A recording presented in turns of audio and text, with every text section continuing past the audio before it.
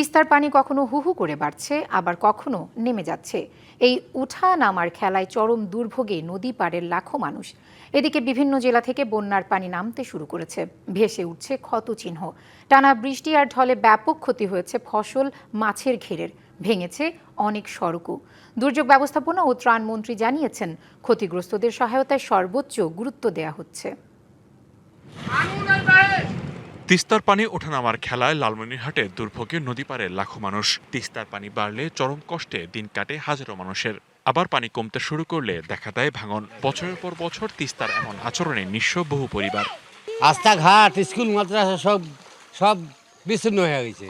নদী যতক্ষণ পর্যন্ত কোনো বিধি ব্যবস্থা হয়নি ততক্ষণ পর্যন্ত আমাদের শান্তি নেই। কোনো কিছুই দেয় না, ওরা খালি দেখায়, দেখি যায়, বলি যায়, কিছু দেয় না। বলে এটা দেবো, ওটা করবো, এটা কিছুই বলে না। পানি উন্নয়ন বোর্ড ও উপজেলা প্রশাসন বলছে, নিয়ম মেনেই ভাঙন রোধে কাজ করছেন তারা। আমরা সার্বক্ষণিক স্থানীয়দের সাথে যোগাযোগ রাখছি, যে কোনো পরিস্থিতির মোকাবেলায় প্রশাসন পাশে আছে। আমরা ভিজিট করলাম, দেখলাম যে এখানে পানির উচ্চতা এখানে তেমন নাই, যেমন হওয়ার কথা ছিল। ভারী বৃষ্টি আর ঢলে হবিগঞ্জের খোয়াই নদীর কালীগঞ্জ প্রতিরক্ষা বাঁধ ভেঙে প্লাবিত হয় 25টি গ্রাম। ধীরে ধীরে পানি কমতে শুরু করলেও সামনে আসছে ভয়াবহ ক্ষয়ক্ষতির চিত্র। পানিতে তলিয়ে ব্যাপক ক্ষতি হয়েছে আউশ ধানের ক্ষেত, আমনের বীজতলা ও শাকসবজির। ধানের জমি নষ্ট, আর রাস্তাঘাট বড় বড় বাঙ্গাল হয়েছে। এখন তো চলাফেরা আমরা কষ্ট করে তোমার ঠিকঠাক না করা হয়েছে। ভাগসাগর করতে হয় না, খাবারও কোনো। বাংলা কিউআর যেখানে, নগদ পেমেন্ট সেখানে। সারা দেশে 10 লাখেরও বেশি মার্চেন্টে নগদে পেমেন্ট করুন খুব সহজে। সুবিধাটা হয় আপনারাও সিরাটে খাই।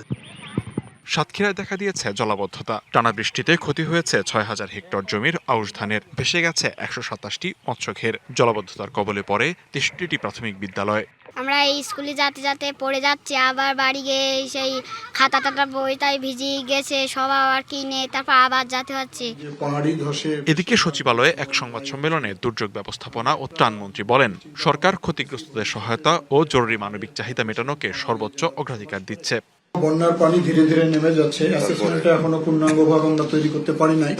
এটা একটু সময় লাগবে আর কি। এটা রোডসে কতটা ক্ষতি হয়েছে, তারপরে স্থানীয় সরকারের কতটুকু কৃষিকে হেলতে, এটা আমরা আরো কয়েকদিন সময় লাগবে। প্যাকেজ প্রণোদনা দেওয়া হবে যাতে বীজতলাগুলো তারা তৈরি করতে পারে এবং তারা পরবর্তীতে স্বাভাবিকভাবে কৃষি কাজগুলো করতে পারে। ক্ষয়ক্ষতি নিরূপণ ও পুনর্বাসনে নানা উদ্যোগ নেওয়ার কথাও জানিয়েছেন মন্ত্রী।